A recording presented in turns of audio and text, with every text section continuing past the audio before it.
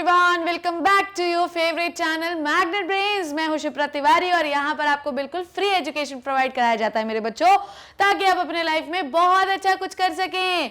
सो आज की कहानी जो मुझे सुनानी आप सुनेंगे अपनी शिप्रा मैम की ज़बानी बच्चों। और आज हम इस चैप्टर का which is the second chapter of your 12th biology unit 6 और चैप्टर का नाम था sexual reproduction in the flowering plant. उसका लास्ट टॉपिक पढ़ने वाले हैं एंड उसके बाद we will complete this chapter and will start the new sessions of the MCQ series, जिसमें मैं ह्यूमन रिप्रोडक्शन से शुरू करूंगी। So let's start. आज हमको क्या पढ़ना है वो मैं पहले डिस्कस कर लेती हूँ और फिर उसके बाद इसकी कहानी को शुरू करती हूँ। लास्ट क्लास में मैंने आपको सीड ऑफ फ्रूट के बारे में पढ़ा दिया था। आई होप कि जो मैंने आपको पढ़ाया, समझाया और सिखाया वो अच्छे से आपको समझ में आया। अगर कुछ ना समझ में आया please let me know, I am here for you only people, okay? Now seed of fruit में हम लोगों ने ये सीखा कि बहुत सारे ऐसे सीड होते हैं जो बिना फर्टिलाइजेशन के भी बन जाते हैं, which is called as parthenocarpic seed. ठीक है, इसके बारे में हम लोगों ने पार्थेनोकार्पिक फ्रूट्स के बारे में पढ़ा। पार्थेनोकार्पिक फ्रूट्स में मैंने बनाना के बारे में पढ़ा। सो लास्ट क्लास में सीड ऑफ फ्रूट हम लोगों ने कंप्लीट कर लिया था। आज हम लोग एक बहुत ही इंपॉर्टेंट टर्म के बारे में बात कर रहे हैं बच्चों, और ये नीट पॉइंट ऑफ व्यू से very very very very very very important है। इससे नीट में सवाल पूछे जाते हैं। बहुत ही नन्हा मुन्ना छोटा सा चैप्टर है, ध्यान से समझना, बहुत ही इजी बिजी गोइंग है, समझ में आ जाएगा और मजा आ जाएगा। सो लेट्स स्टार्ट। आज हमको पढ़ना है एपोमिक्सिस एंड पॉलीएम्ब्रियोनी। दोनों का मतलब आप समझते हैं क्या होता है? पॉलीएम्ब्रियोनी का मतलब होता है कि अगर आपके एम्ब्रियो सैक में एक से ज्यादा एम्ब्रियो डेवलप होते हैं। Normally what is the work of embryo sac मेरे लल्ला? एम्ब्रियो सैक का वर्क क्या होता है? एम्ब्रियो सैक का वर्क होता है मैम उसमें एम्ब्रियो डेवलप होता है। पर अगर आपके एम्ब्रियो सैक में एक से ज्यादा एम्ब्रियो डेवलप होंगे मेरे बच्चों तो उसे हम क्या कहेंगे? पॉलीएम्ब्रियोनी। ठीक है। Apomixis a seed without fertilisation. समझ में आई बात? अगर आप सीड को बिना फर्टिलाइजेशन के बना रहे हैं तो इसे हम कहते हैं एपोमिक्सिस। और सीड क्या होता है? सीड होता है फर्टिलाइज्ड ओव्यूल। तो अगर आपका ओव्यूल जो है वो बिना कुछ किए ही प्रेग्नेंट हो जाए then this is called as apomixis. आइए सुनते हैं इसकी कहानी ताकि आपको मजा आए। ठीक है। Apomixis always mimics the sexual reproduction. Getting my point? Normally sexual reproduction की बात करूं तो क्या क्या होता है बोलो मुझे। अगर मैं एक सेक्सुअल रिप्रोडक्शन की बात करूंगी तो क्या क्या होगा? हाँ चलिए देखते हैं। ओके, नॉर्मली सेक्सुअल रिप्रोडक्शन में, चलिए शुरू कर लेते हैं कहानी। नॉर्मली सेक्सुअल रिप्रोडक्शन में मेरे बच्चों क्या क्या पाया जाता है? बोलो मेरे साथ, बोलो। सेक्सुअल रिप्रोडक्शन में मैम ऐसा होता है, नॉर्मल सेक्सुअल रिप्रोडक्शन में ऐसा होता है कि भैया ये स्पर्म होता है एंड दिस इज द ओवा। ठीक है, एक होता है स्पर्म, एक होता है ओवा। ठीक है, this is the sperm and this is the ओवा। इन दोनों के बीच में होगा फर्टिलाइजेशन। फर्टिलाइजेशन के फलस्वरूप हम बनाएंगे जाइगोट। क्या बनाएंगे? जाइगोट मेरे बच्चों। और उसके बाद इसमें होगा सेल डिवीजन। इस प्रोसेस को हम सिनगैमी भी कहते हैं। क्या कहते हैं? Syngamy. The fusion of sperm and the ओवा इज कॉल्ड एज सिनगैमी। और उसके बाद जाइगोट बनेगा। जाइगोट में होगा सेल डिवीजन और सेल डिवीजन के फलस्वरूप हमें मिलेगा एक embryo. This is the normal process जिसमें सेक्सुअल रिप्रोडक्शन होता है। ठीक है, ये सेक्सुअल रिप्रोडक्शन है। पर यहां पर आप एम्ब्रियो तो बनाओगे, ध्यान से सुनो मेरी बात। आपका एम्ब्रियो बन जाएगा। एम्ब्रियो किसके अंदर बन रहा है? एम्ब्रियो जो है वो ओवा के अंदर बन रहा है और ओवा के अंदर ये जो एम्ब्रियो बना है this is the embryo and this is the ओवा। एम्ब्रियो जो आपके ओवा के अंदर बना हुआ है बच्चों, ओव्यूल के अंदर, नॉट ओवा एग्जैक्टली। ठीक है, सो आपके ओव्यूल के अंदर एक एम्ब्रियो पड़ा हुआ है और इस ओव्यूल के अंदर जो एम्ब्रियो पड़ा है इन दोनों को हम एक साथ कहते हैं सीड। ठीक है, पर आपके एनवायरनमेंट में बहुत सारी नहीं, एक ही एक ऐसी प्रोसेस है जो ये सीड बिना ही फर्टिलाइजेशन के, ये एम्ब्रियो बिना ही फर्टिलाइजेशन के बना सकती है। समझ रहे हो मेरी बात? तो अगर आप सीड विदाउट फर्टिलाइजेशन बना रहे हो या प्लांट विदाउट फर्टिलाइजेशन, सीड से क्या बनेगा रे? बोलो मेरे साथ। सीड से बनता है मैम प्लांट। तो if you are making the plant और the seed without the fertilization this is called as apomixis. ठीक है, formation of seed or plant without fertilization. ठीक है, without fertilization क्या कहलाता है बच्चों? Called as apomixis। क्या कहलाता है? एपोमिक्सिस, ठीक है। Apomixis mimic the sexual reproduction. Please always remember this, double inverted comma में ये लाइन लिख रही हूं, ध्यान से समझना, ठीक है। एपो यहां लिख देती हूं, ठीक है। Apomixis mimic the sexual reproduction, ठीक है। ये लाइन जो है अपने आप में पूरी कहानी कहती है, it mimics the sexual reproduction बच्चों, वेरी वेरी इंपॉर्टेंट टर्म, ठीक है। ये सेक्सुअल रिप्रोडक्शन को मिमिक करती है, getting my point. Sexual reproduction को मिमिक करने का काम एपोमिक्सिस का है। हमें लगेगा कि सीड बना है, हमें लगेगा कि एम्ब्रियो बना है, पर एग्जैक्टली वो सेक्सुअल रिप्रोडक्शन से नहीं बने हैं। और अगर वो सेक्सुअल रिप्रोडक्शन से नहीं बने हैं तो सेक्सुअल रिप्रोडक्शन की कैटेगरी में उन्हें गिना नहीं जा सकता, पढ़ा नहीं जा सकता। तो फिर कहाँ पढ़ेंगे उन्हें पढ़ेंगे हम एपोमिक्सिस के अंदर, ठीक है। डन हो गई इतनी बात। नाउ देयर आर बहुत सारे टाइप के, अच्छा इसमें आपको मैं बता दूं कोई सेल डिवीजन नहीं होगा, कोई सिनगेमी नहीं होगी। इसे 1908 में विंकलर ने दिया था, ये आपको पता होना चाहिए। 1908 में विंकलर ने एपोमिक्सिस के बारे में बताया था। अब मेरे लल्ला बहुत सारे टाइप की एपोमिक्सिस होती है, समझ में आई बात। There are n number types of apomixis. आइए उसके बारे में बात कर लेते हैं, टाइप्स ऑफ एपोमिक्सिस, ठीक है। हम लोग बात कर रहे हैं types of apomixis.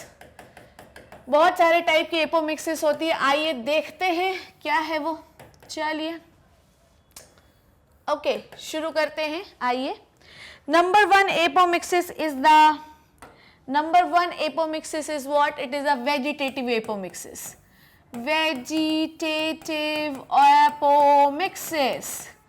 Vegetative apomixis ये क्या होता है? चलिए पहले इसको डिस्कस कर लेते हैं, उसके बाद क्लासिफिकेशन में आगे बढ़ते जाएंगे। देखिए क्या होता है, कई बार आप लोगों ने देखा होगा कि हमें सीड की जरूरत नहीं है बेटा प्लांट बनाने के लिए, समझ रहे हो ना। एपोमिक्सिस में we can make the seed without fertilisation, और अगर आप बिना फर्टिलाइजेशन के प्लांट भी बना रहे हो तो ये एपोमिक्सिस के अंदर ही गिना जाएगा। तो अगर आपको पता होगा वेजिटेटिव रिप्रोडक्शन के बारे में पढ़ा होगा आप लोगों ने 10th 9th क्लास में, 10th क्लास में है, ठीक है। ह्यूमन रिप्रोडक्शन के बाद प्लांट रिप्रोडक्शन पढ़ते हैं, उसमें type of reproduction in the plant आता है। सो आप लोगों ने वेजिटेटिव रिप्रोडक्शन के बारे में पढ़ा था।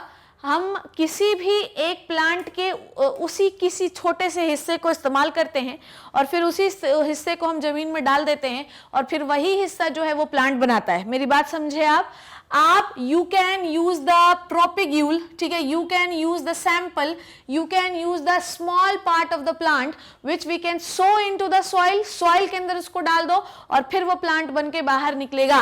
सो वेजिटेटिव एपोमिक्सिस में हमें सीड की जरूरत नहीं है, नो नीड ऑफ सीड, ठीक है, नो नीड सीड, ठीक है, लिख दिया मैंने, सीड की कोई जरूरत नहीं है। साथ ही साथ नो नीड ऑफ लिख देती हूँ, नहीं तो बोलोगे मैम क्या लिख रही हो, ठीक है। So no need of seed, यहाँ पे सीड की जरूरत नहीं है। तो फिर किसकी जरूरत है? इसमें हमें जरूरत है वेजिटेटिव प्रोपेग्यूल की, ठीक है। किसकी जरूरत है मेरे बच्चों? वेजिटेटिव प्रोपेग्यूल की। प्रोपेग्यूल क्या होता है? प्रोपेग्यूल कुछ नहीं है, वेजिटेटिव प्रोपेग्यूल मतलब कि एक छोटा सा स्मॉल पीस, ठीक है, स्मॉल पीस, प्लांट का कोई भी एक हिस्सा। कोई भी का मतलब ये है कि ऐसा नहीं कि हम किसी भी प्लांट का रैंडमली कुछ भी उठा लेंगे, हमको पता है कि किस प्लांट का क्या उठाना है। जैसे कि ऑनियन और गार्लिक में हम बल्ब उठाते हैं, जिंजर में राइजोम उठाते हैं, पोटैटो में ट्यूबर निकालते हैं और बोगनवेलिया में लीफ निकालते हैं। सो अलग अलग प्रोपेग्यूल यूज किए जाते हैं फॉर द वेजिटेटिव एपोमिक्सिस। तो इसके लिए हम लोग क्या क्या यूज कर सकते हैं? हम यूज कर सकते हैं बल्ब आप जानते हो क्या होता है? जो प्याज होती है ना, प्याज के नीचे जो राउंड राउंड हिस्सा होता है इसे कहते हैं बल्ब के बाद हम ट्यूबर इस्तेमाल कर सकते हैं। ट्यूबर का मतलब जो आलू होता है ना, उसका धसा जो जहां पे ऐसे घुसे एरिया रहते हैं उसको हम ट्यूबर कहते हैं। उसके बाद हम इस्तेमाल कर सकते हैं राइजोम बच्चों, ठीक है। उसके बाद हम यूज कर सकते हैं लीफ एज अ प्रोपेग्यूल। उसके बाद हम रूट, किसी भी स्वीट पोटैटो वगैरह की रूट इस्तेमाल कर सकते हैं। सो इसमें आपको कहीं भी सीड की आवश्यकता पड़ी क्या? बोलो, इसमें कहीं भी आपको सीड की आवश्यकता पड़ी क्या? नहीं। इसमें कोई फर्टिलाइजेशन की जरूरत पड़ी क्या? नहीं। बस हमारे पास एक प्लांट था, उसका कोई भी एक छोटा सा हिस्सा लिया हमने, उसको जमीन में गाड़ दिया और कुछ समय के बाद नया प्लांट बन के बाहर निकला। तो इसमें हमें कोई भी फर्टिलाइजेशन की जरूरत नहीं है। वेजिटेटिव रिप्रोडक्शन या वेजिटेटिव प्रोपगेशन को ही हम वेजिटेटिव एपोमिक्सिस भी कहते हैं। समझ आ गई बात? ठीक है, अब ध्यान से समझना। तो एक स्मॉल पीस को आप कुछ भी ले सकते हो, अलग अलग स्मॉल पीस लो और जमीन में उसको गाड़ दो और आपको मिल जाएंगे नए नए टाइप के प्लांट। जैसे पोटैटो को लोगे तो पोटैटो मिलेगा, ट्यूबर को लोगे, ट्यूबर लेते हैं हम पोटैटो के लिए, ठीक है। सो ये हुआ वेजिटेटिव एपोमिक्सिस, ठीक है। हमारे पास बहुत सारे टाइप के एपोमिक्सिस होते हैं, ठीक है। हमको अब पढ़ना है कौन से एपोमिक्सिस जिसमें हम इन्वॉल्व ही नहीं करते, पर उनको तो फर्टिलाइजेशन नहीं है। अगर मैं एक ओव्यूल का डायग्राम बताऊं, ठीक है, ध्यान से समझना, अगर मैं एक ओव्यूल का डायग्राम बनाऊं, दिस इज द ओव्यूल का डायग्राम। अगर आपको याद होगा, ठीक है, अपने बुद्धि पर थोड़ा जोर लगाइएगा, ये आपका क्या बना दिया मैंने? न्यूसेलस बना दिया, ठीक है। ये मैंने क्या बना दिया बच्चों? ये मैंने इंटेग्यूमेंट बना दिया। It is very bad but let me try it again. ये मैंने इंटेग्यूमेंट बना दिया, ठीक है, इंटेग्यूमेंट बना दिया, डन। अब याद करो मेरे लल्ला, ध्यान से समझना मेरी बात, क्या बोल रही हूं मैं। हो सकता है कि इसके चारों तरफ न्यूसेलस भी हो, डिप्लॉइड सेल हो, थोड़ा सा और अच्छे से बनाना पड़ेगा मुझे, डायरेक्ट हाईलाइट ही कर देती हूँ, ठीक है। देखो ध्यान से, हो सकता है कि इसके चारों तरफ इस प्रकार से न्यूसेलस की सेल्स हो सकता है कि नहीं हो सकता? बोलो, ये न्यूसेलस हो इसके चारों तरफ, बिल्कुल हो सकता है मैम, क्यों नहीं हो सकता? ठीक है, ध्यान से समझना, आप लेबल करते हैं। सो ध्यान से आपको ये देखना है कि ओव्यूल में अलग अलग हिस्से होते हैं यार, ठीक है। जैसे कि ये आपका क्या होता है, दिस इज द इंटेग्यूमेंट। ये हम कई बार सीख चुके हैं बट आपको क्या समझाने की कोशिश कर रही हूँ, अभी समझ में आएगा आपको। ये इंटेग्यूमेंट हो गया, ये न्यूसेलस हो गया। न्यूसेलस की सेल्स कैसी हैं बच्चों? डिप्लॉइड। कैसी हैं? डिप्लॉइड है। ये रेड वन क्या कहलाया? ये आपका एम्ब्रियो सैक है। क्या है बच्चों? एम्ब्रियो सैक है। डन हो गई इतनी बात। और एम्ब्रियो सैक के अंदर, ध्यान से सुनो मेरी बात, एम्ब्रियो सैक के अंदर क्या पाए जाते हैं? एम्ब्रियो सैक के अंदर मैम ऊपर होता है एक्सेल और आजू बाजू होती हैं आपकी सिनर्जिड्स। याद है आपको कि भूल गए? कुछ कुछ याद आता है भूली बिसरी यादों में कि सब वो 8 पार्ट सपाटी रहता है। ये एक्सेल है, ये सिनर्जिड है मेरे लल्ला, दिस इज द सिनर्जिड्स, ठीक है। और यहाँ पर नीचे क्या होती हैं मेरे बच्चों? मैम यहाँ पर होती हैं एंटीपोडल सेल्स। ये होती हैं एंटीपोडल सेल्स। एंटीपोडल सेल क्यों बता रही हूँ अभी आपको समझ में आएगा बच्चों, ठीक है। और ये क्या होते हैं? आपके पोलर न्यूक्लियाई, ठीक है, या इसी को हम सेंट्रल सेल भी कहते हैं। अब आपको क्या समझना है वो ध्यान से समझो। अब अगर आपको याद होगा, सेंट्रल सेल में यहाँ पे नहीं लिखते क्योंकि यहाँ पे मुझे एक और डायग्राम बनाना है। अब अगर आपको याद होगा मेरे लल्ला, ध्यान से समझना ना, ये है सेंट्रल सेल, ये हम लोग कई बार बात कर चुके हैं। ये एक मैच्योर ओव्यूल का डायग्राम है। This is not right now, it is not the fertilised ovule, this is unfertilised ovule. Done. अब अगर आपको याद होगा तो मैंने आपको क्या पढ़ाया था? मैंने आपको पढ़ाया था कि हमारे पास, लेट मी पहले बनाओ द ओव्यूल, अदरवाइज हम नहीं पढ़ा पाऊंगी, ठीक है। चलो ठीक है, नहीं बनाते, ओके। नाउ अगर आपको याद होगा कि हमारे पास, ठीक है, हमारे पास क्या होता है? बहुत सारी सेल्स एक ओव्यूल के अंदर, ठीक है। हमने क्या पढ़ा था? हमने ये पढ़ा था कि हमारे पास बहुत सारी सेल्स होती हैं, ठीक है। हमारे पास ओव्यूल में बहुत सारी सेल्स होती हैं जो कि मां बनने को रेडी रहती हैं, ठीक है। ये देखो, ठीक ठीक ठीक ठीक, हमारे पास यहाँ पर बहुत सारी सेल्स होती हैं। पर्पल कलर से ही बना रही हूँ, देखो। अब यहाँ पे पर्पल कलर का मैंने क्या बनाया था? यहाँ पे पर्पल कलर का मैंने क्या बनाया था? बोलो मेरे साथ। यहाँ पर पर्पल कलर का मैंने बनाया है न्यूसेलस, ठीक है। तो बेटा ये पूरा क्या हुआ? दिस इज द न्यूसेलस ना। ये क्या है बच्चों? न्यूसेलस है। नॉर्मली क्या होता है कि न्यूसेलस की एक सेल को होना होता है प्रेग्नेंट, वो माँ बनना चाहती है, उसकी एक सेल निकलती है और वो मियोसिस कर लेती है और एक हेप्लॉइड एक सेल बनाती है, उसके बाद ये स्ट्रक्चर बनता है। पर अगर मैं बात करूं कि अगर उसमें कुछ भी नहीं हुआ है तो ये 2n पूरा स्ट्रक्चर भरा हुआ है। न्यूसेलस पूरा डिप्लॉइड स्ट्रक्चर है, पूरा डिप्लॉइड स्ट्रक्चर है, ओव्यूल के अंदर भर भर के न्यूसेलस भरा हुआ है। अब ये न्यूसेलस जो है इसी की एक सेल मियोसिस करती है और ये एम्ब्रियो सैक का फॉर्मेशन का होता है। अब मैंने ये क्यों बताया वो अब आपको बताने की कोशिश कर रही हूँ। कई बार इस एग सेल में नहीं होता फर्टिलाइजेशन, तब समझो बात को। जब इस एग सेल में फर्टिलाइजेशन होता है तो जाइगोट होता है, जाइगोट होता है तो एम्ब्रियो बनता है और एम्ब्रियो सैक और embryo with the integument which is called as seed cover is called as seed. ये हम लोग पढ़ चुके हैं ना. आगे मेरी बात सुनो, क्या बोल रही हूं मैं. ये जो न्यूसिलस होता है ना बच्चों, ये न्यूसिलस, अगर ये न्यूसिलस कुछ नहीं करे, कोई मियोसिस वेयोसिस नहीं करे, कोई नहीं मियोसिस करे, नहीं बनाए एक सेल, ये डायरेक्टली क्या बनाते हैं, एम्ब्रियो. ये क्या बनाते हैं बच्चों, एम्ब्रियो. नहीं करे, इसको नहीं करना है मियोसिस, इसको नहीं बनाना है हैप्लॉइड एग सेल.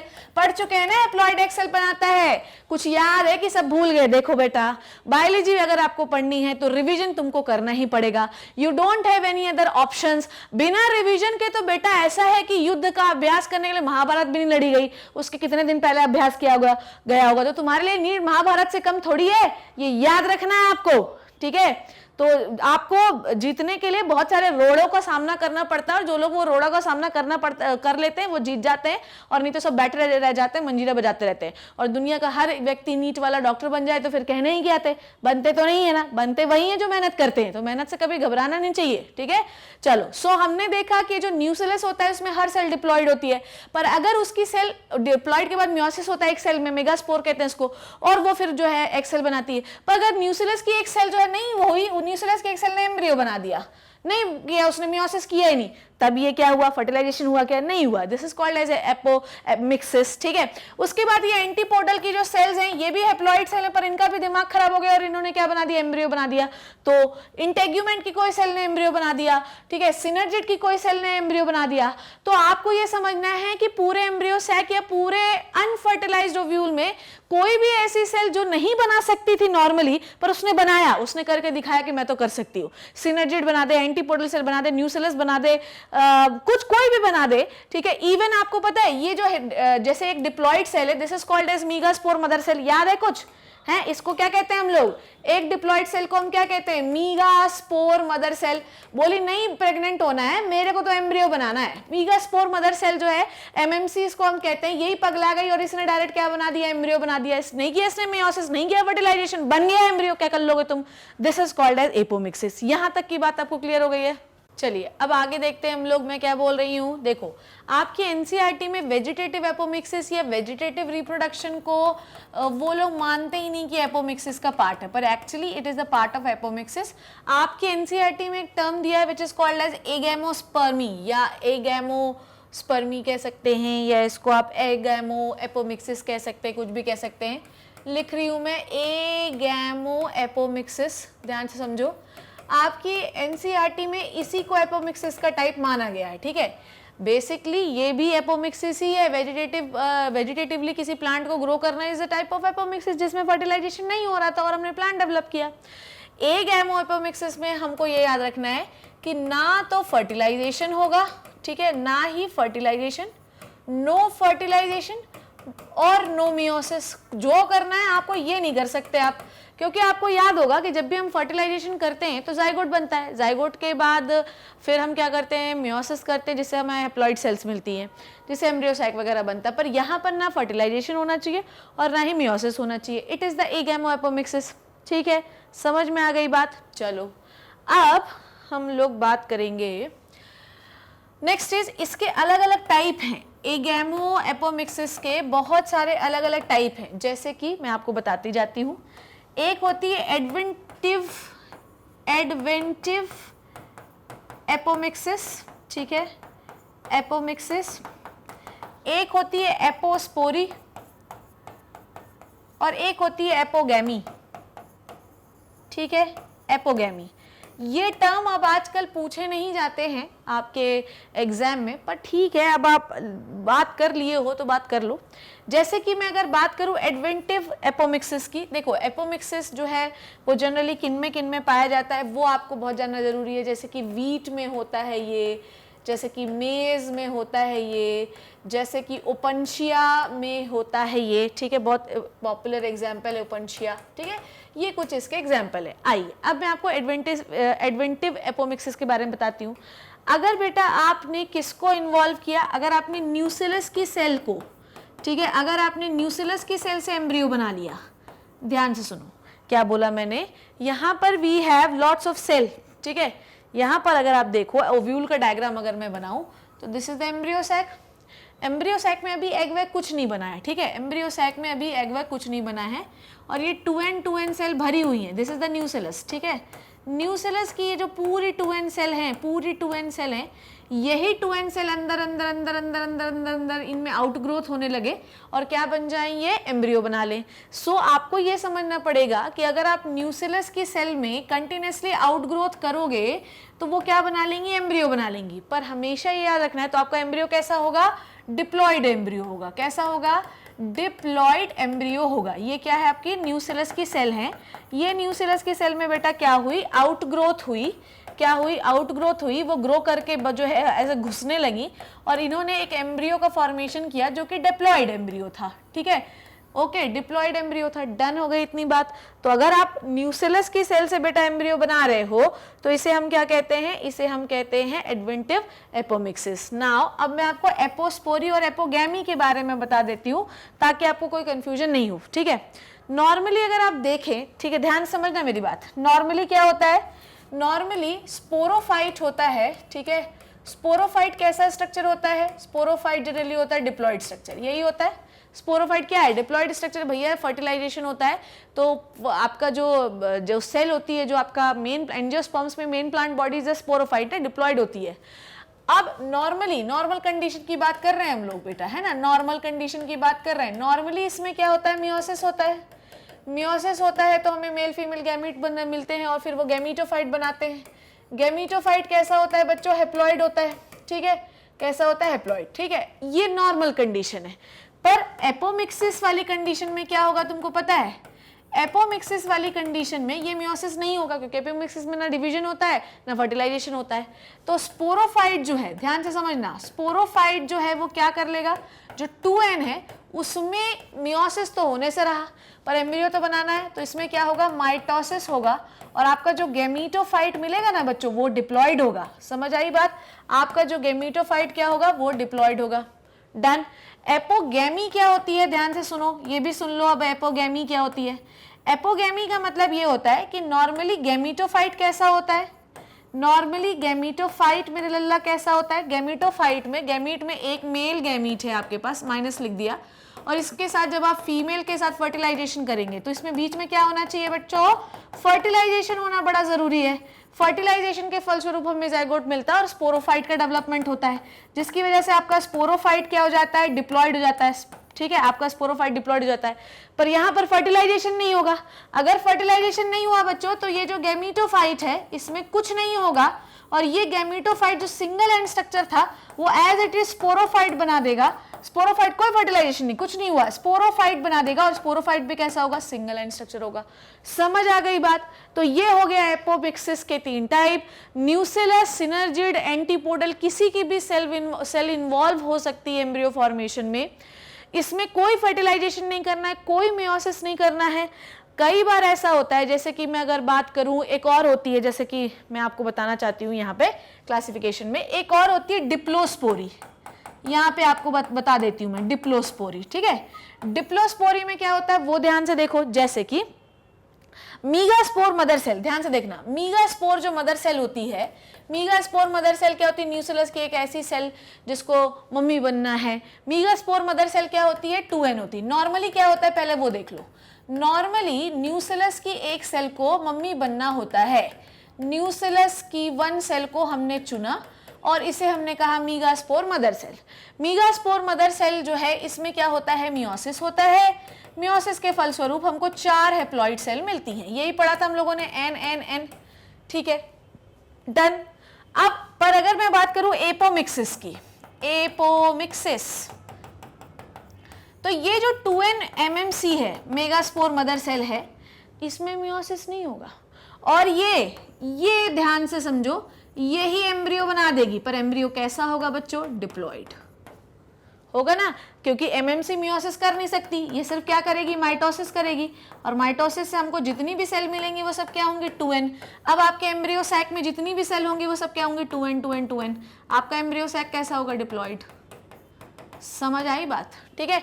तो एपोमिक्सिस में ना आप मियोसिस कर सकते हैं ना फर्टिलाइजेशन कर सकते हैं।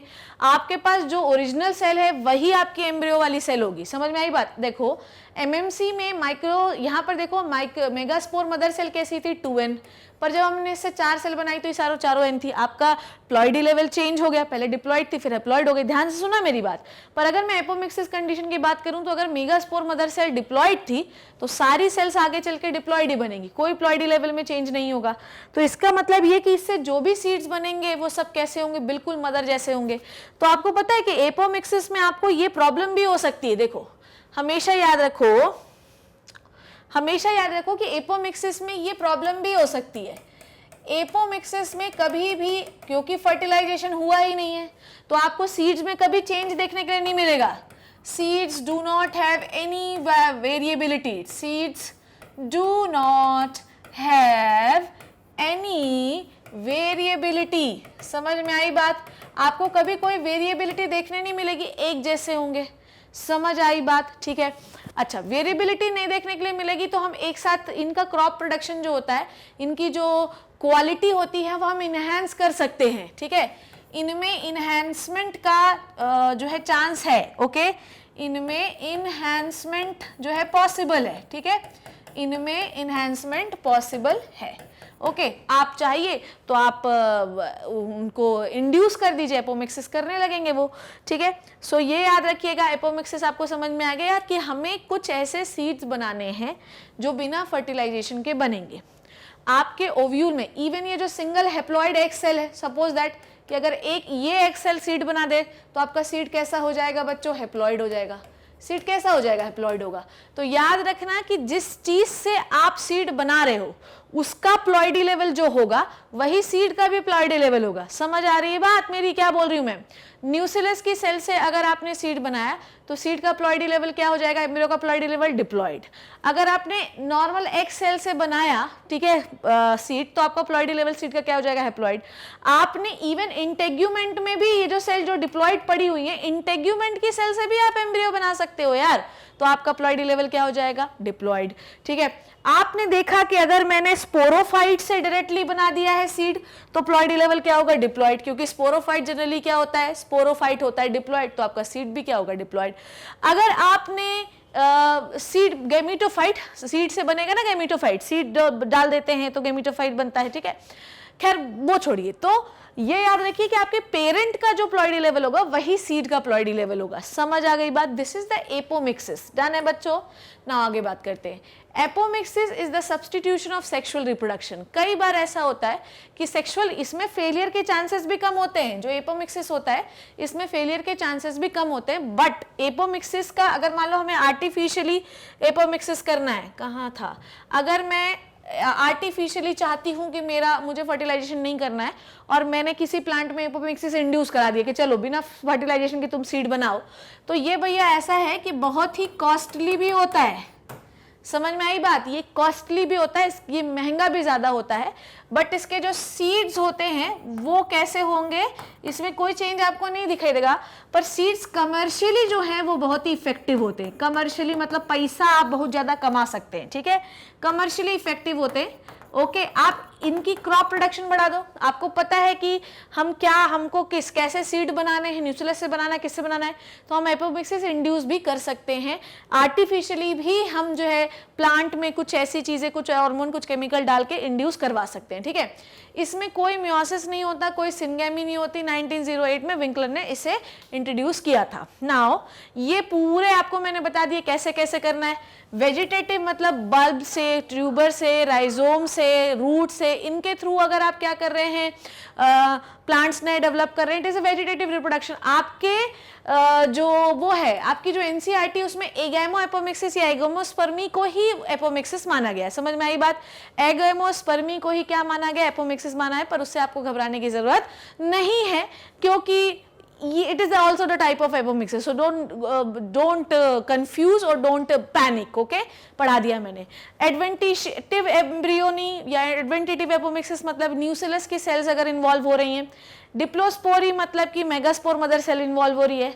एपोस्पोरी एपोगेमी बताया, स्पोरोफाइट टू गैमेटोफाइट बनाना it is called as apospory, gametophyte to sporophyte बनाना इट इज द एपोगेमी। पर आप नहीं कर सकते हैं स्पोरोफाइट से गैमेटोफाइट बनाने के लिए मियोसिस, और आप नहीं कर सकते हैं गैमेटोफाइट से स्पोरोफाइट बनाने में क्या मेरे लल्ला, फर्टिलाइजेशन। ये आपको याद रखना है, नहीं तो भूल मत जाना, फिर तो मेरी नाक मत कटवाते रहना।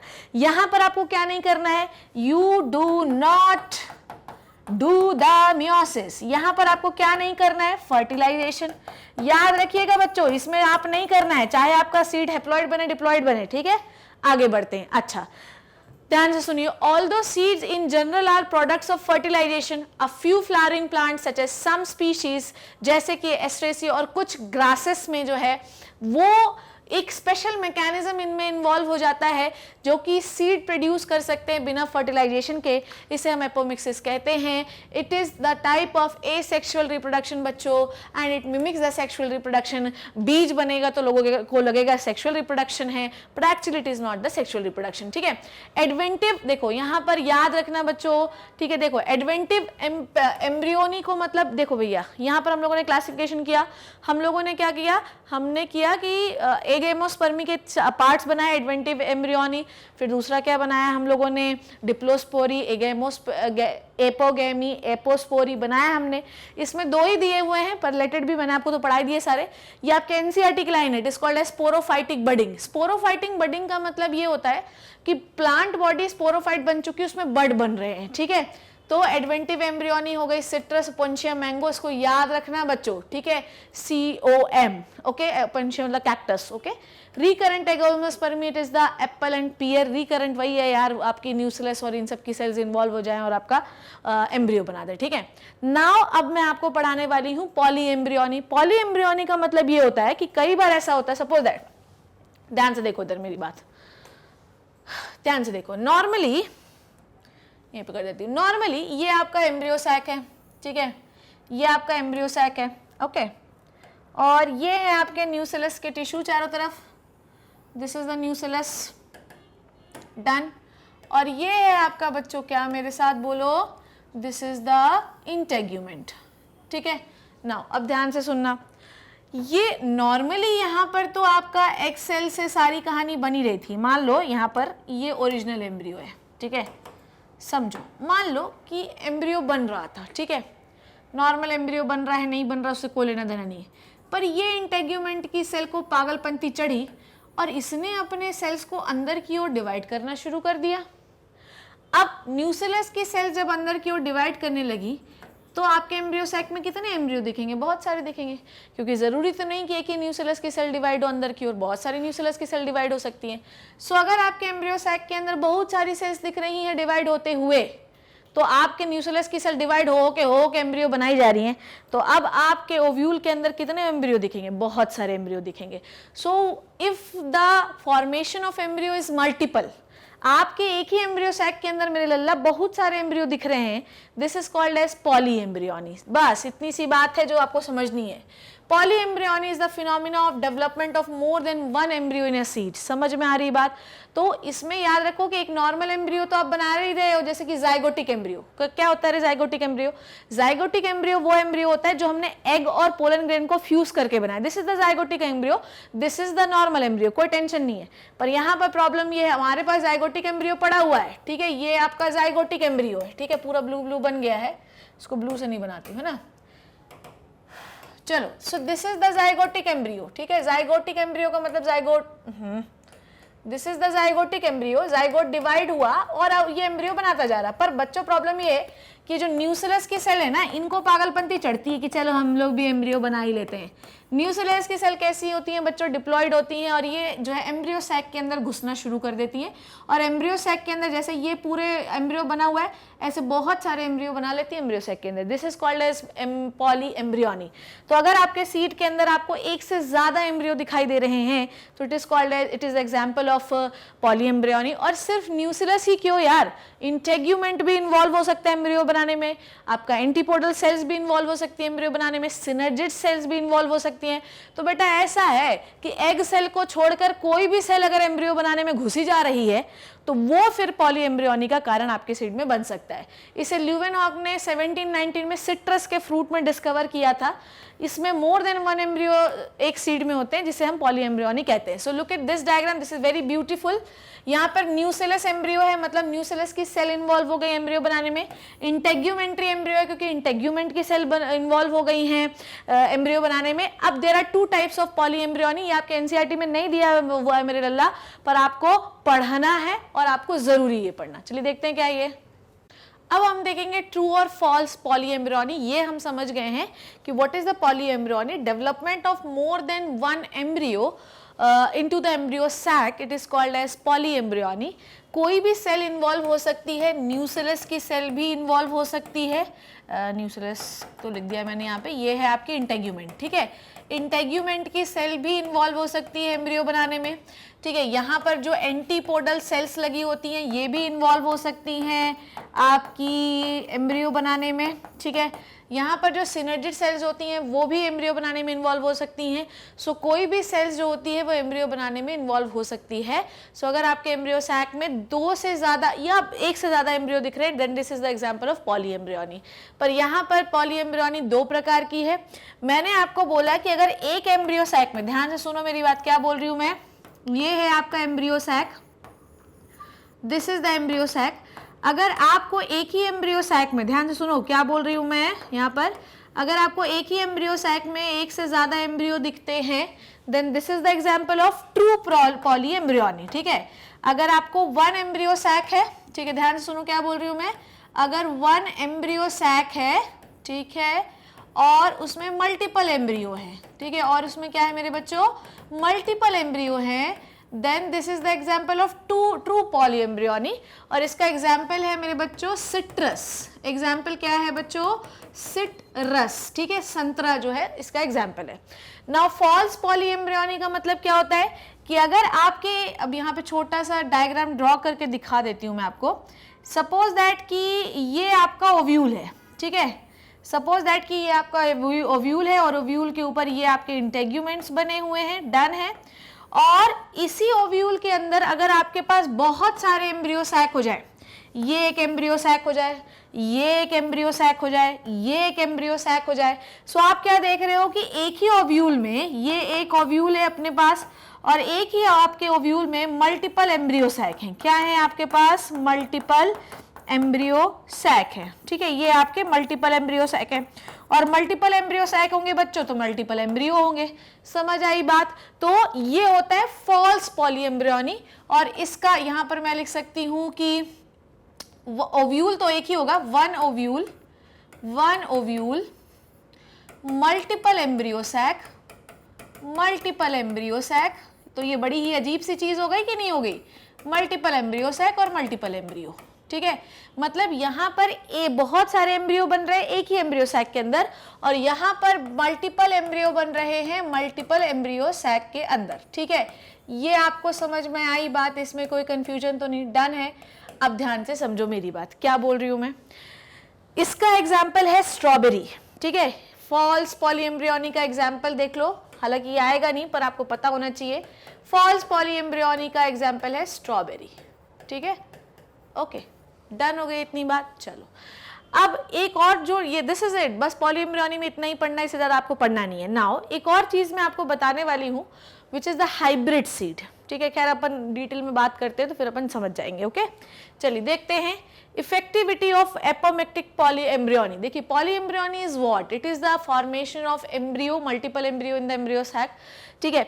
अब ये कैसे होगा, नॉर्मली फर्टिलाइजेशन से तो नहीं हो सकता क्योंकि एक पोलन ग्रेन एक ही एक सेल से फ्यूज करता है। तो अगर आपके पास मल्टीपल एम्ब्रियो बन रहे हैं इसका मतलब ये कि कोई नेचुरल फिनोमिना तो नहीं है। तो इस फिनोमिना को हमने क्या कहा था, एपोमिक्सिस, फॉर्मेशन ऑफ मल्टीपल या फॉर्मेशन ऑफ एम्ब्रियो और seed without fertilisation. So if you are making the embryo without the fertilization it is the apomictic phenomena, isn't it? So apomixis से हम multiple embryo बना सकते हैं, multiple embryo मतलब multiple seeds, ठीक है। So यहाँ पर इफेक्टिविटी क्या है वो ध्यान से सुन लो। हाइब्रिड जो है, देखो ध्यान से, हम लोग नॉर्मली एपोमिक्सिस क्यों करते हैं? नॉर्मली हम एपोमिक्सिस इसलिए करते हैं ताकि हमको एक ही प्रकार के बहुत सारे सीड्स मिले। जैसे कि मान लो कि बाजार में हम राइस खरीदने जाते हैं तो राइस की अलग अलग वैरायटी रखी रहती हैं और वो अलग अलग बोरियों में भरी हुई रखी रहती है। कभी भी ऐसा नहीं होता कि एक राइस मिक्स है उसमें 10-15 अलग अलग प्रकार के दाने, नो। तो जब भी हम कोई राइस जो है बोते हैं, लगाते हैं, तो उसमें हाइब्रिड वैरायटीज़ का इस्तेमाल किया जाता है। हाइब्रिड वैरायटीज़ वो वैरायटी होती है जिनमें हर एक दाने में जेनेटिक सिमिलैरिटी है, उनमें कोई जेनेटिक वेरिएबिलिटी नहीं होनी चाहिए, नहीं तो दाने अलग अलग दिखाई देंगे, न्यूट्रिशनल वैल्यू में कोई फर्क नहीं आएगा। सो हाइब्रिड जो वैरायटी होती हैं उनमें जेनेटिक वेरिएबिलिटी आपको दिखाई नहीं देती मेरे बच्चों, बिल्कुल सीड एकदम एक जैसे बिल्कुल यूनिफॉर्म रहते हैं। ओके, सो ये जो सीड्स होते हैं ये एपोमिक्टिक सीड होते हैं, ठीक है, जिसमें हम लोगों ने क्या करवाया, हमने पॉलीएम्ब्रियोनी करवा ली है, ठीक है। इसमें आपको ये याद रखना है कि इनको आपको मतलब हाइब्रिड बनाना पड़ता है। Basically we have to make the hybrid variety. Okay, ये जो हाइब्रिड वैरायटी रहती है इनका यील्ड बहुत ज्यादा होता है और हम चाहें तो हाइब्रिड वैरायटी को रेजिस्टेंट वैरायटी में कन्वर्ट कर सकते हैं अकॉर्डिंग टू आवर नीड, ठीक है। इनके पास क्रॉप प्रोडक्टिविटी बहुत ज्यादा होती है, जैसे टोमेटो, व्हीट, फ्लावर, कॉलीफ्लावर, ये सब जो है इनके एग्जाम्पल है। मेज हाइब्रिड वैरायटी को यूज करने में प्रॉब्लम क्या है वो ध्यान से समझो। कभी भी हमको जेनेटिक वेरिएबिलिटी मिलेगी नहीं तो इनके खराब होने के चांसेस ज्यादा है, ठीक है। हाइब्रिड वैरायटी में हर साल किसान को नए बीज यूज करने पड़ते हैं। नॉर्मली अगर हम नॉर्मल फर्टिलाइजेशन की बात करें तो किसान उन बीजों के थोड़ा सा रख लेता किनारे, पर हाइब्रिड वैरायटी में हमेशा किसान को नए बीज खरीदने ही पड़ेंगे, ठीक है। हाइब्रिड वैरायटी में जो भी बीज वो यूज कर रहा है, ठीक है, उसमें क्या होता है, चेंज नेक्स्ट जनरेशन में कोई भी, जैसे मान लो कि ओला पाला गोला कुछ भी गिर गया तो वो वैरायटी खराब हो जाएगी और उसमें चेंज जो है सस्टेन करने का प्रॉपर्टी ही नहीं, क्योंकि हमने बनाया ही ऐसा है कि तुम तो बस उगो, हाई प्रोडक्टिविटी वाले हो। इसलिए हर साल किसान को नया बीज यूज करना पड़ेगा। और हाइब्रिड वैरायटी में of several of our food vegetable crops are being extensively cultivated, ठीक है, बहुत ज्यादा होते हैं। Cultivation of hybrid are tremendously increase productivity, hybrid variety से प्रोडक्टिविटी इंक्रीज हो जाती है। हालांकि it is not a problem, पता नहीं क्यों लिखा है। सबसे बड़ा प्रॉब्लम ये ही है, मैंने आपको बताया कि हाइब्रिड वैरायटी को हमेशा हर साल नया यूज करना पड़ेगा, किसान उसको स्टॉक नहीं कर सकता। If the seed collected from the hybrids are sown in the plants in the progeny will segregate and do not maintain the hybrid character। होता ये है कि मान लो कि उस नेक्स्ट सीजन में हमने बो भी दिया, ठीक है, तो भैया वो पॉलिनेशन कर सकता है और पता चला दूसरी वैरायटी बनना शुरू हो गई। तो इसलिए हमें एक एक बीज को अलग अलग लगाना पड़ता है ताकि वो कभी कोई वेरिएशन शो ही ना करे। ओके, पता चला हमने लगा दिया और फिर हमने इसको स्टॉक कर लिया और जो बीज हमने स्टॉक किए पता चला उसमें कोई जेनेटिक वेरिएशन हो गया था, ठीक है। तो बेसिकली हमें हर साल नए बोना चाहिए ताकि कोई भी जेनेटिक डिफरेंसेस दो सीड्स के बीच में ना हो। Production of hybrid seeds are costly, hence the cost of hybrid seed become too expensive for the farmer। Obviously हम हाइब्रिड करते हैं तो आर्टिफिशियली एपोमिक्सिस करते हैं तो इससे क्या होता है, जो प्राइस होता है वो बढ़ जाता है। If these hybrid are made into the apomictic, there is no segregation of character in the hybrid progeny। Apomixis तरीके से अगर हम इसको बनाएंगे तो इसमें किसी भी प्रकार का कोई चेंज नहीं दिखेगा। मान लो न्यूसेलस से हम एम्ब्रियो बना दिए, एंटीपोडल सेल से एम्ब्रियो बना दिए, तो अब जो सीड्स बनेंगे, अब एम्ब्रियो बनेगा तो सीड तो बनेगा ही नहीं, तो उसमें कभी कोई चेंज नहीं दिखाई देगा, क्योंकि न्यूसेलस की जो डिप्लॉयड सेल है जिसमें देखो यार ऐसा है कि हमने पूरे अनफर्टिलाइज्ड ओव्यूल की किसी भी सेल को चूज कर लिया और उससे उसको इंड्यूस कराया, हार्मोन वगैरह देकर उससे एम्ब्रियो बनाना शुरू किया, तो उसमें कभी कोई बदलाव आएगा ही नहीं। बदलाव ना आने का कारण ये है कि उसमें कोई डिफरेंट जो है मेल का कोई कैरेक्टर मिक्स ही नहीं हुआ। हमेशा बदलाव कब आता है, जब दो डिफरेंट कैरेक्टर आपस में मिक्स होते हैं। अगर दो डिफरेंट कैरेक्टर आपस में मिक्स ही नहीं होंगे तो कभी कोई चेंज आएगा क्या, बिल्कुल भी नहीं आएगा। तो अब आप ओव्यूल की किसी भी सेल को अगर आप चूज कर रहे हैं कि तू एम्ब्रियो बनाएगा हमारे लिए, तू सीड बनाएगा हमारे लिए, तो सीधी बात यह है कि उसमें कभी कोई बदलाव आपको नहीं दिखेगा। And whenever you people choosing any type of cell without fertilization to make embryo, this is called as apomixis। and if you are making more than embryo with the help of different type of hormone artificially, then this is called as polyembryony। and if you are doing the apomixis and polyembryony artificially with the influence of different kinds of hormone, ठीक है, this is called as hybrid seeds, ठीक है। Okay, then कहाँ थे अपन, कहाँ पे थे, हाँ, hybrid progeny। Then the farmer can keep on using the hybrid seeds to raise the new crop year after year and he does not have to buy hybrid seeds every year, ठीक है। अगर वो apomixis तरीके से, देखो normal hybrid seeds को जो होते हैं उनको हमको हर साल नहीं खरीदना पड़ता, पर अगर हम एपोमिक्टिक तरीके से बनाएंगे सीड्स को तो हमें हर साल नहीं खरीदना पड़ेगा। Because of the important of apomixis in the hybrid seed industry, active research is going on in the many laboratories around the world to understand the genetics of apomixis and to transfer the apomixis gene to the hybrid varieties, ठीक है। Hybrid varieties में basically हम दो jeans को mix कर देते हैं और उसको फिर उगा देते हैं, और फिर हो सकता है कि फेल हो चाहे पास हो, नेक्स्ट जनरेशन में कोई चेंज आ गया तो प्रॉब्लम है। तो नॉर्मली हमको एपोमिक्सिस वाले सीड्स का इस्तेमाल करना चाहिए ताकि हम हर साल उसको इस्तेमाल कर सकें। एपोमिक्सिस एंड पॉलीएम्ब्रियोनी को एक बार एनसीईआरटी से देख लेते हैं। ऑल दो seeds in general are the product of fertilisation. A few flat plant जैसे कि some species of asteracean grasses have evolved a special mechanism to produce seed without fertilization, this is called as apomixis, ठीक है। आगे बढ़ते हैं। What is food production without the fertilization? क्या कहते हैं हम लोग food production without fertilization? This is called as parthenocarpy, ठीक है। Thus apomixis a form of asexual reproduction that mimics the sexual reproduction, copy करता है, क्योंकि सीड एम्ब्रियो बन रहा है तो सीड बना तो लोगों को लगता है sexual reproduction. There are several ways of development of apomictic seed, बहुत सारे ways हैं सीड्स डेवलप करने के। In some species the diploid egg cell is formed without reductional division, ठीक है। तो ये क्या था, डिप्लोस्पोरी थी, पढ़ाया था मैंने आपको कि कई बार ऐसा होता है कि मेगास्पोर मदर सेल को नहीं करना है मियोसिस, वही क्या बना दिया उसने, इस एग सेल नहीं एम्ब्रियो बना दिया और पूरा एम्ब्रियो बना दिया और पूरा जो एम्ब्रियो है वो डिप्लॉयड हो गया, ठीक है। और एम्ब्रियो फिर वही डिप्लॉयड एम्ब्रियो सीड बना देगा विदाउट फर्टिलाइजेशन।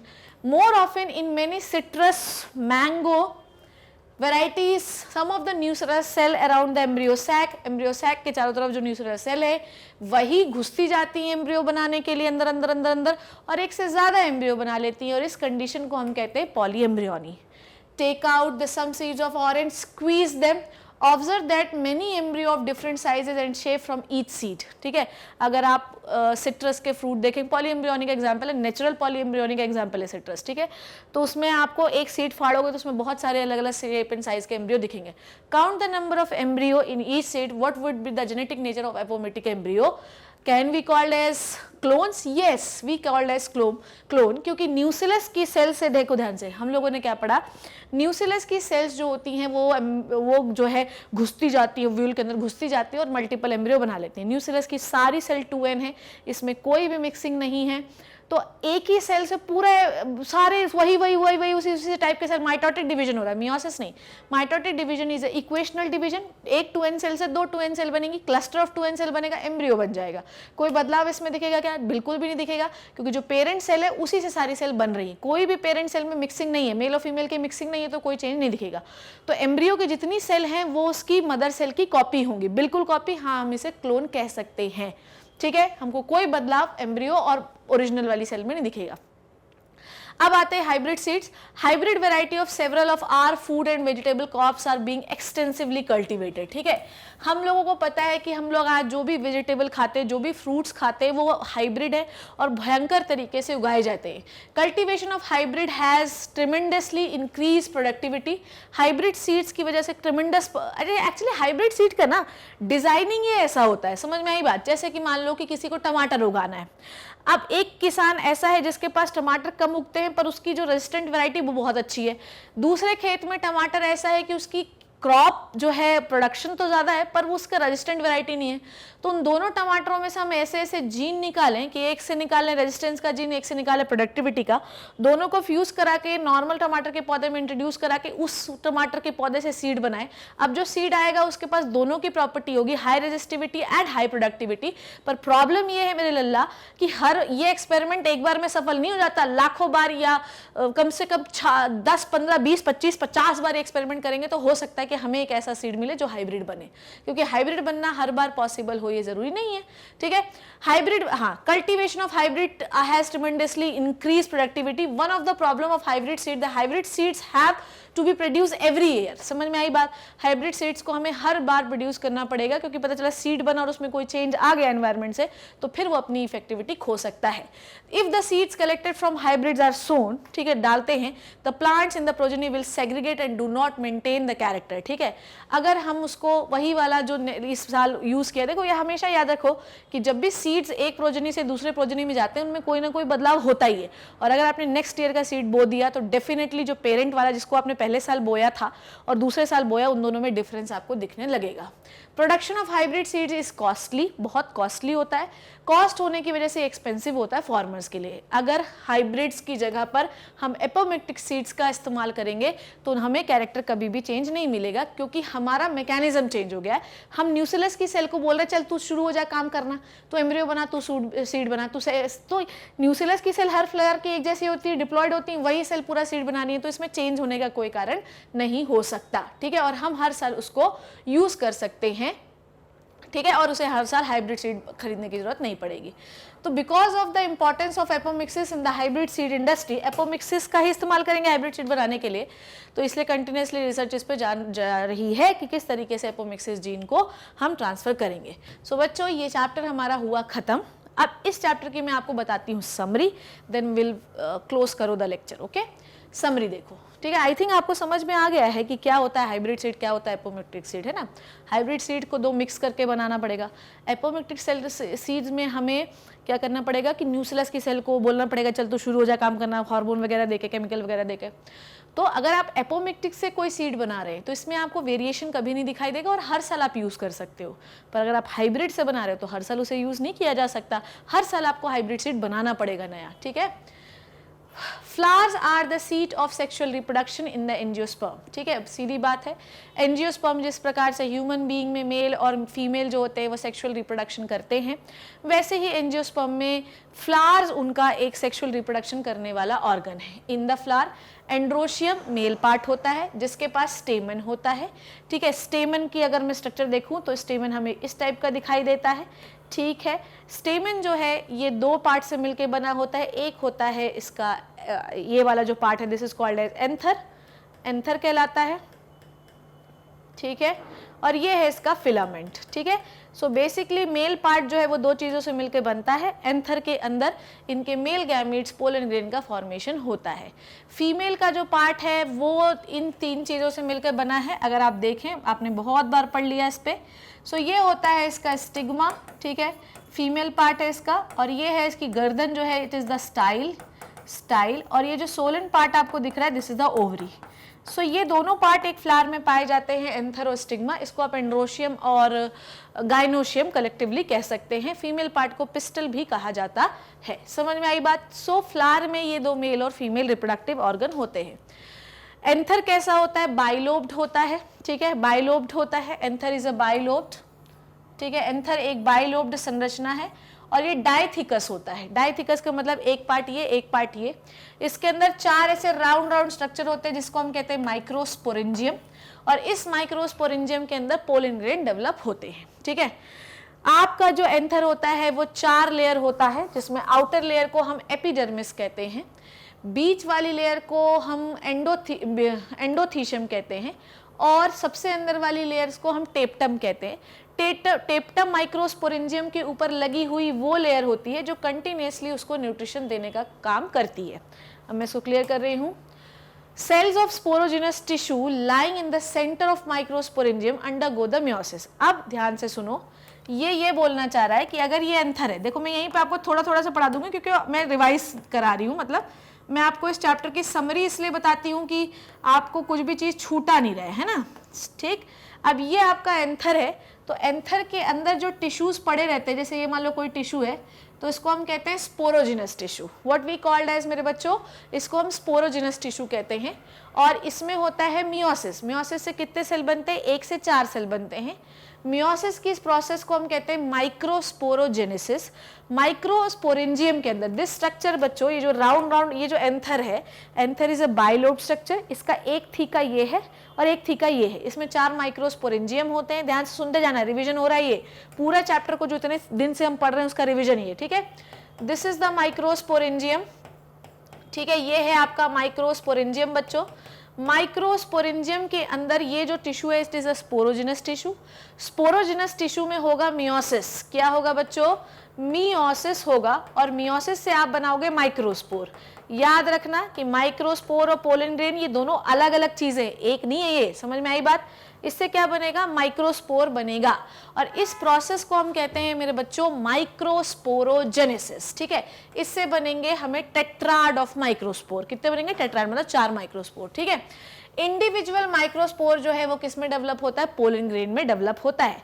पर याद रखना है कि पोलन ग्रेन एक ऐसा स्ट्रक्चर है जिसके अंदर आपको एक पोलन ग्रेन में आपको 2 लेयर्स दिखाई देंगी।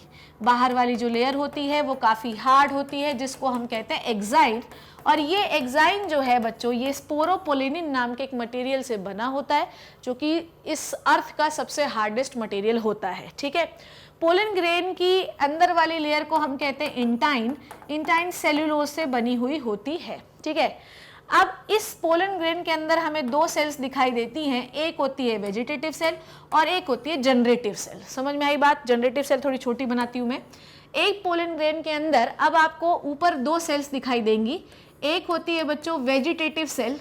ठीक है, देखो कुछ मैं पूरा रिवाइज करा दे रही हूँ, मुझे कोई टेंशन नहीं है। ठीक है, एक पोलन ग्रेन के अंदर 2 सेल होती है, the bigger one is vegetative cell and the smaller one is the generative cell. ठीक है, ये रिवीजन है पूरा, जनरेटिव सेल। ठीक है, 60% एंजियोस्पर्म में जो पोलन ग्रेन होता है वो ऐसा ही होता है, ऐसा ये पोलन ग्रेन। ठीक है, पर अगर मैं 40% एंजियोस्पर्म्स की बात करूं तो ये जो जनरेट नॉर्मली 60% में क्या होता है कि जब वो पिस्टल के ऊपर रिलीज होते हैं और पोलन ट्यूब के अंदर घुसते हैं तभी जनरेटिव सेल को डिवाइड करते हैं। पर 40% एंजियोस्पर्म ऐसे भी हैं बच्चों जिनमें पोलन, ध्यान से सुनो, जिनमें क्या होता है, जिनमें जो आपका वेजिटेटिव सेल बना दिया, जिसमें जो जनरेटिव सेल है वो 2 मेल गैमीट्स में डिवाइड हो जाती है। समझ में आई बात, इसमें माइटोसिस होता है और ये 2 माइटोसिस होता है और ये 2 मेल गैमीट में डिवाइड हो जाती है। This is the 2 mail gamete. ठीक है, ये हुआ 2 मेल गैमीट। डन, समझ में आ गई बात। तो एक पोलन ग्रेन में हमें 3 सेल दिखाई देंगी, या 3, हाँ 3 ही बोल दो। एक है आपका वेजिटेटिव सेल, 2 है जनरेटिव सेल के से डिवाइड करके हमने बनाए 2 मेल गैमीट। तो एक पोलन ग्रेन में हमें 3 न्यूक्लियस दिखाई देंगे। डन है। सो 60% एंजियोस्पर्म में पोलन ग्रेन ऐसा बनता है, जब पोलन ट्यूब के अंदर घुसता है तभी उसकी जनरेटिव सेल डिवाइड होती है। 40% एंजियोस्पर्म में पहले से डिवाइड करके बैठे होते हैं। So pollen grain represent the male gametophyte generation. Very important point, ये क्वेश्चन आ सकता है आपके रीट में कि बताइए कि कौन सा होता है आपका that male gametophyte in the male of male flower, या फ्लावर में मेल गैमीटोफाइट कौन है, फीमेल में एम्ब्रियो सैक होता है। ठीक है, the pollen grain have a 2-लेयर्ड wall, outer exine, inner intine. Exine sporopollenin से बना है। और यहाँ पे बच्चों ध्यान से सुनो, यहाँ पर ना, यहाँ एक्साइन को आप तोड़ नहीं सकते। ठीक है, एक्साइन को आप तोड़ नहीं सकते, तो इनका मेल गैमीट कैसे बाहर आएगा रे। ठीक है, अगर तुम एक्साइन को नहीं तोड़ सकता तो इनका मेल गैमीट भी तो बाहर आना चाहिए ना। ये जो मेल गैमीट आपने इतने होशियारी मार मार के बना रखे हैं, इसको बाहर कैसे निकालेगा तू। तो ये जो मेल गैमीट है बच्चों, ये इस जगह से बाहर आते हैं और इस जगह को हम कहते हैं जर्म पोर। ठीक है, इस जगह को हम कहते हैं जर्म पोर, जहां से आपके पोलन ग्रेन बाहर आएंगे। डन है इतनी बात। आइए आगे देखते हैं। पोलन ग्रेन्स में have 2 cell, vegetative and generative cell, और 3 सेल हो सकता है, 1 वेजिटेटिव एंड 2 मेल गैमीट। ठीक है, at the time of shedding, जब वो गिरते हैं। आगे बढ़े, अब पिस्टल की बात कर रहा है। ये पिस्टल के 3 पार्ट होते हैं, स्टिग्मा, स्टाइल और आपकी ओवरी। ये मैं आपको पहले ही बता चुकी हूँ। आगे देखते हैं। Ovules are present in the ovary. ठीक है, ओव्यूल्स किसके अंदर प्रेजेंट होते हैं, ये जो इतने सालों से हम ये डायग्राम पढ़ते आ रहे हैं, ये ओव्यूल का ही डायग्राम है। ठीक है, ये ओव्यूल का डायग्राम है और ओव्यूल जो होता है वो ओवरी के अंदर प्रेजेंट होता है। डन है, समझ आ गई बात। चलिए आगे देखें। ओव्यूल के पास एक डंडा होता है जिसे कहते हैं फ्यूनिकल। ठीक है, ओव्यूल के पास एक डंडा होता है जिसे हम कहते हैं फ्यूनिकल, और ओव्यूल के पास होती है प्रोटेक्टिव कवरिंग जिसे हम कहते हैं integument. Getting my point. Ovule के पास एक डंडा होता है जिसे कहते हैं फ्यूनिकल और एक प्रोटेक्टिव कवरिंग होती है जिसे इंटेग्यूमेंट कहते हैं। इतनी बात आपको अभी तक क्लियर हो गई है।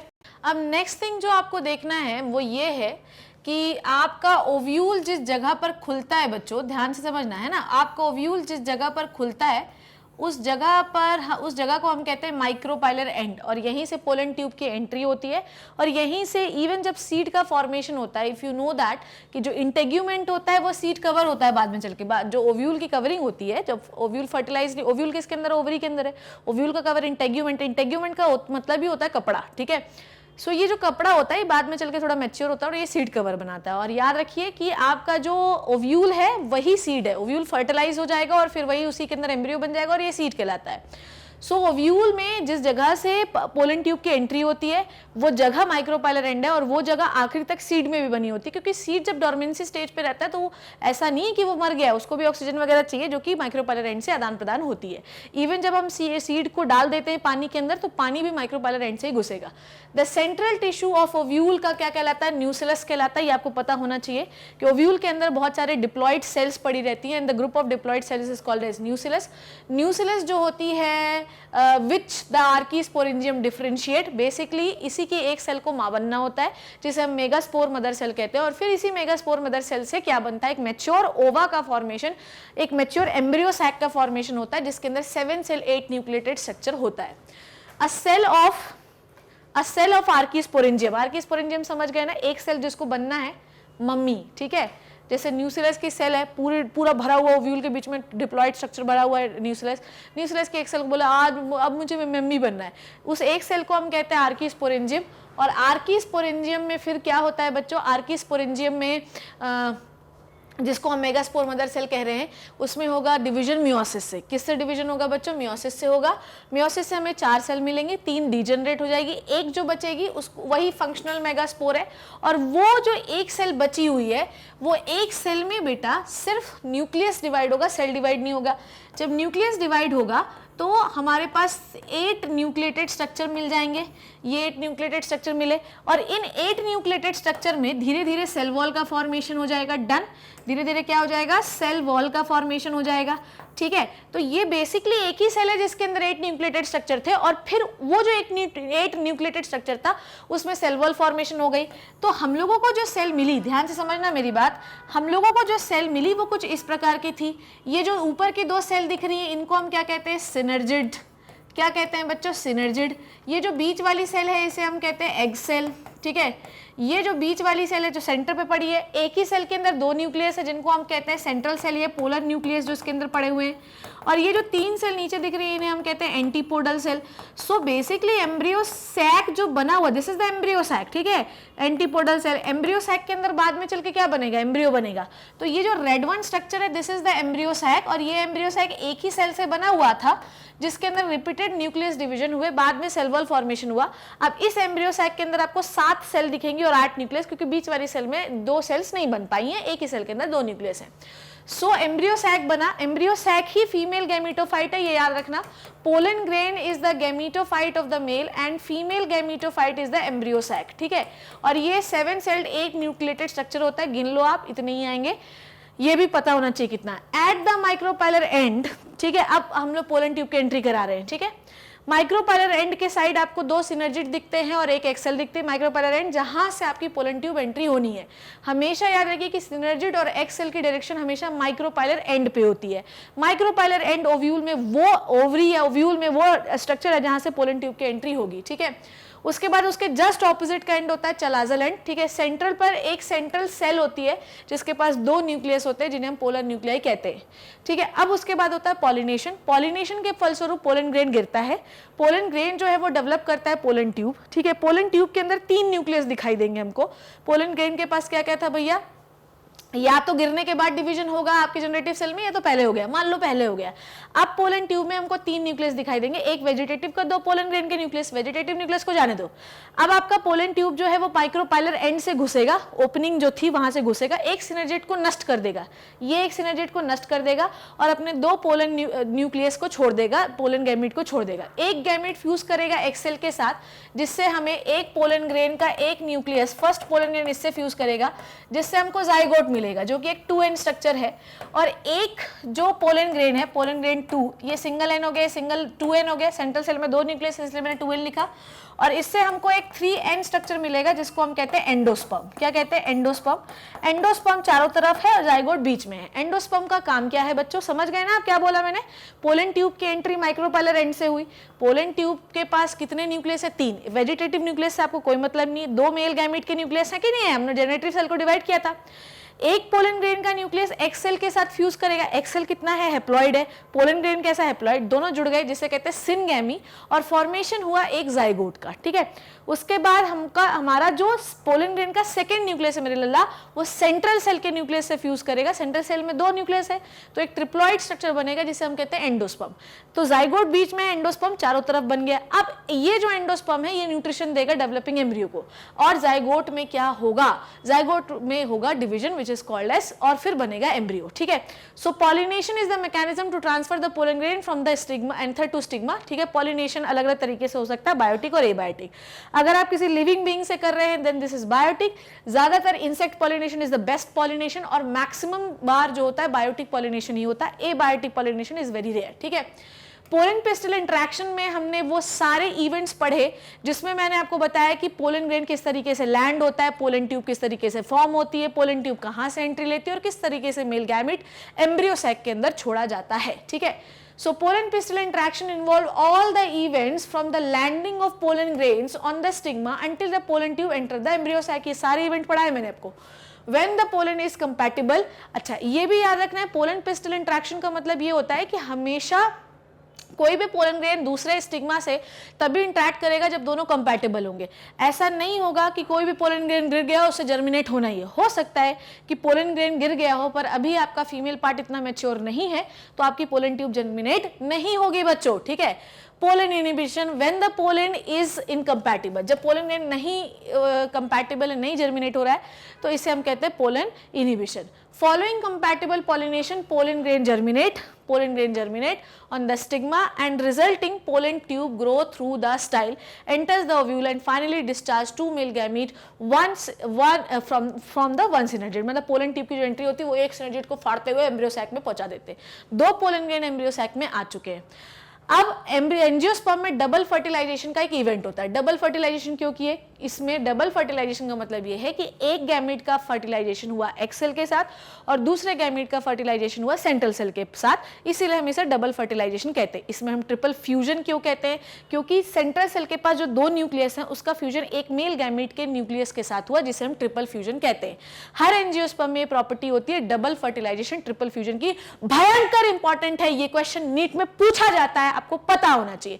एक तो एम्ब्रियो सैक में कितनी सेल्स हैं, कौन से एंड से पोलन ट्यूब एंट्री लेगी, कितने प्रकार का पॉलिनेशन है, पोलन पिस्टल इंटरेक्शन के बारे में आपको पता होना चाहिए, एक पोलन ग्रेन में कितने न्यूक्लियस होते हैं, पोलन ग्रेन में कितनी लेयर्स होती हैं और ट्रिपल फ्यूजन डबल फर्टिलाइजेशन क्या है, ठीक है। ये इवेंट होता है एम्ब्रियो सैक में। मेनली इसे कहते हैं सिनगैमी। एंड ट्रिपल फ्यूजन क्या होता है, फर्टिलाइजेशन डबल फर्टिलाइजेशन, समझ गए आप लोग। जिसमें क्या ट्रिपल फ्यूजन में क्या होता है, the fusion of diploid zygote and the triploid primary endosperm nucleus, ठीक है। देखो सीधी बात है, इस डबल फर्टिलाइजेशन ट्रिपल फ्यूजन से हमें क्या क्या मिला, एक डिप्लॉइड जाइगोट मिला और एक ट्रिप्लॉइड एंडोस्पर्म मिला। अभी हम इसे प्राइमरी एंडोस्पर्म सेल कह रहे हैं क्योंकि ये एंडोस्पर्म की सेल्स भी अभी डिवाइड होंगी। Zygote develop into the embryo and primary endosperm sales forms the endosperm tissue. Divide होंगे, जाइगोट डिवाइड होगा तो एम्ब्रियो बनाएगा और एंडोस्पर्म डिवाइड होगा तो प्राइमरी एंडोस्पर्म डिवाइड होगा तो एंडोस्पर्म बनाएगा। Formation of endosperm is always precedes the development of embryo. जैसे जैसे एम्ब्रियो डेवलप होगा वैसे वैसे ही आपका क्या डेवलप होगा बच्चों, वैसे वैसे ही आपका एंडोस्पर्म भी डेवलप होगा। अब हम बात करते हैं डेवलपिंग एम्ब्रियो की। डेवलपिंग एम्ब्रियो पहले कैसा था, जाइगोट था, फिर वो कैसा बना ग्लोबुलर, फिर वो कैसा बना हार्ट शेप का, फिर उसमें कॉटिलिडन डेवलप हुए। ये पढ़ा था हम लोगों ने। एम्ब्रियो के डेवलपमेंट जो है वो डिफरेंट स्टेजेस में होती हैं। इसमें आपके माइटोटिक डिवीजन होते हैं, पेरिकाइलिन, वर्टिकल, हॉरिजॉन्टल, तीनों टाइप के डिवीजन होते हैं। सबसे पहले जब वो जाइगोट से जब वो जाइगोट से 5 से 6 सेल स्टेज में आया तो इसे हम प्रो एम्ब्रियो कहते हैं। फिर वो क्या होता है कि आप लोगों को मैंने ये पढ़ाया कि ये होता है सस्पेंसर, याद आया आपको, मैंने ये पढ़ाया था मैंने आपको सस्पेंसर, और ये होता है ऐसे round structure this is called as embryo, ठीक है। ये याद आया आप लोगों को, इसे आप कहते हैं सस्पेंसर, ठीक है। सस्पेंसर का काम क्या होता है, सस्पेंसर का काम ये है कि एम्ब्रियो को एंडोस्पर्म के बीच में घुसा के रखो, क्योंकि एम्ब्रियो डेवलप होगा, कॉटिलिडन बनना है, सीड बनना है इसी से। तो ये क्या करता है, एंडोस्पर्म में घुसा के रखता है एम्ब्रियो को, कहते बेटे इधर उधर मत जाइयो, तू तो खाना खाना है तुझे यहाँ पे, ठीक है। सो सस्पेंसर हो गया ये, ठीक है, सस्पेंसर, ठीक है, दिस इज द सस्पेंसर। और सस्पेंसर से क्या लटका हुआ है, एम्ब्रियो। सस्पेंसर से मेरे लल्ला क्या लटका हुआ है, एम्ब्रियो लटका हुआ है। डन हो गई इतनी बात, सस्पेंसर से लटका हुआ है एम्ब्रियो। और ये कौन सा एम्ब्रियो होता है बच्चों, this is the globular embryo. ये कौन सा एम्ब्रियो है, this is the globular embryo. बाद में यही ग्लोब्यूलर एम्ब्रियो हार्ट शेप का हो जाता है और फिर यही हार्ट शेप में बनते हैं कॉटिलिडन्स, ठीक है। तो दो कॉटिलिडन बनते हैं जिसे हम कहते हैं डाइकॉटिलिडन, और अगर एक बना तो इसे हम कहते हैं मोनोकॉटिलिडन, ठीक है। जो आपका कॉटिलिडन होता है, दो कॉटिलिडन जो होते हैं वो किससे जुड़े रहते हैं, एम्ब्रियोनल एक्सिस से जुड़े रहते हैं, ठीक है। ये कॉटिलिडन जुड़ा हुआ है, एम्ब्रियोनल कॉटिलिडन का जस्ट अपर का हिस्सा, जहां पे कॉटिलिडन जुड़ रहा है उसके जस्ट ऊपर वाले हिस्से को कहते हैं हम एपिकोटाइल, और जहां कॉटिलिडन नीचे से जुड़ रहा है उसके जस्ट नीचे वाले हिस्से को कहते हैं हम हाइपोकोटाइल। ये पता है आपको, the red one is the embryonal axis जिससे दो कॉटिलिडन जुड़े रहते हैं। What is the cotyledon? Cotyledon is nothing but it is made up from the embryo. Cotyledon has the stored food which provide the nutrition for the germination of seedling, for the storage of seedling। ऐसा नहीं है कि seed को अगर आप बो नहीं रहे हैं, उसे उगा नहीं रहे तो उसे न्यूट्रिशन नहीं चाहिए, भैया उसे डॉर्मेंट स्टेज में भी थोड़ा थोड़ा न्यूट्रिशन चाहिए। हमेशा ये याद रखिए कि जब तक ओव्यूल फर्टिलाइज नहीं हुआ है तब तक न्यूट्रिशन न्यूसिलस देगा। जब ओव्यूल फर्टिलाइज हो गया है और उसे एम्ब्रियो बनने तक एंडोस्पर्म देगा, और सीड बनने के बाद जर्मिनेट होने तक को कॉटिलिडन देगा। अब ये जरूरी नहीं है कि हमेशा हर सीड को कॉटिलिडन ही दे न्यूट्रिशन। कई बार सीड में ऐसा होता है कि कॉटिलिडन जो है वो पतला रह जाता है और एंडोस्पर्म बच जाता है, तो उस सीड में फिर एंडोस्पर्म भी न्यूट्रिशन दे सकता है। तो ऐसे सीड जिसमें एंडोस्पर्म न्यूट्रिशन देता है और कॉटिलिडन भी है तो इसे हम एंडोस्पर्मिक या एल्ब्यूमिनस सीड कहते हैं। एंडोस्पर्म खत्म हो गया, नॉन एल्ब्यूमिनस सीड कहलाता है, ठीक है। सो नीचे वाला हिस्सा इज हाइपोकोटाइल, जहां पे कॉटिलिडन जुड़ा है, एम्ब्रियोनल एक्सिस के जस्ट नीचे वाला हिस्सा। हाइपोकोटाइल के ऊपर वाले हिस्से को हम कहते हैं प्लिम्यूल, जो कि बनाएगा शूट, ठीक है। और ये हमेशा प्लिम्यूल जो होता है या शूट जो होता है वो हमेशा एंटीपोडल सेल्स के डायरेक्शन में बनता है मेरे लल्ला, ठीक है। एंड हाइपोकोटाइल जो है ये बनाएगा रेडिकल, रेडिकल हमेशा माइक्रोपैलेर एंड पे बनता है और ये बनाता है रूट। ये आपको पता होना चाहिए, 150-250,000 बार पढ़ा चुकी हूं मैं, अब मेरा जो है तो जी थक गया है, पर आपको पता होना चाहिए, ठीक है ना। सो एम्ब्रियो के पास दो कॉटिलिडन है, that is why it is called as dicotyledon, and an embryonal axis with the epicotyl and hypocotyl. Embryos of monocotyledon have the single cotyledon, maize हो गया, व्हीट हो गया। आफ्टर फर्टिलाइजेशन ओवरी डेवलप होती है fruit में, ठीक है। ये हो गया, शूट बन गया, रूट बन गया, और सीड जो है, सीड बन चुका है, फर्टिलाइज एम्ब्रियो हो, फर्टिलाइजेशन हो गया, एम्ब्रियो हो गया, इंटेग्यूमेंट सीड कवर बना दिए। पर साथ साथ जैसे जैसे सीड मैच्योर होता है वैसे वैसे ओवरी की वॉल भी मैच्योर होती है, और ओवरी की वॉल मैच्योर होती है और ये बनाती है फ्रूट, ठीक है।